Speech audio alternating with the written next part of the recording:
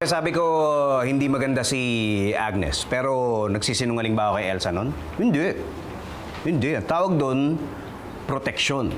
Pinoproteksyonan ko yung damdamin ng asawa ko. Siyempre, alam ba ako sinabi ko, ang ganda ni Agnes, ang sexy. Baka naman sumama ang loob nun. Ayoko naman mangyari yun. Tsaka, ano naman ngayon kung maganda si Agnes, sexy.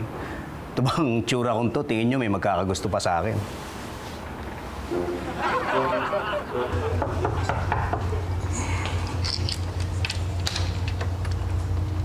Ay, gandang araw. Kapitbahay niyo ako, taga dyan ako sa kabila. Nagluto yung asawa ko, may dala akong ulam.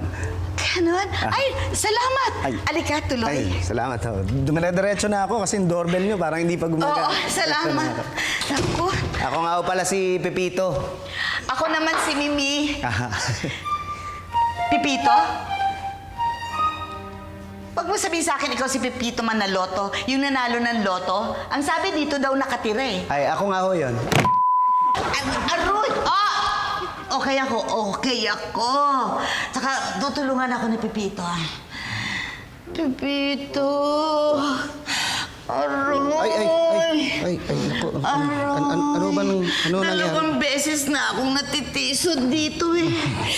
Ikaw, kailan ba kita matitisod? Ano ha? Ibig ko sabihin, Pipito, pwede mo ba akong ibili ng ospital?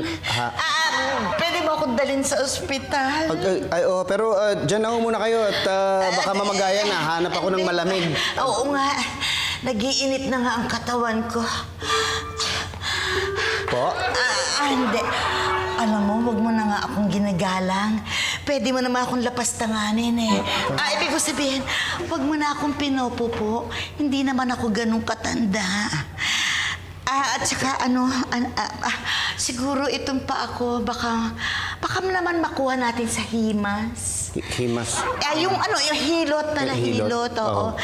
Puke, puke naman, oh. Saan ba? Dito, dyan. Yan. Ito? Masimasin mo dyan. Ibig sabihin, hilot-hilutin mo dyan. Yan. Teka. Taas. Naku, ayun, natumbok mo. Aroy! Ayun, pataas. Yan, dyan ang himas mo dyan. Hilot pala dyan. Dyan. Sakit.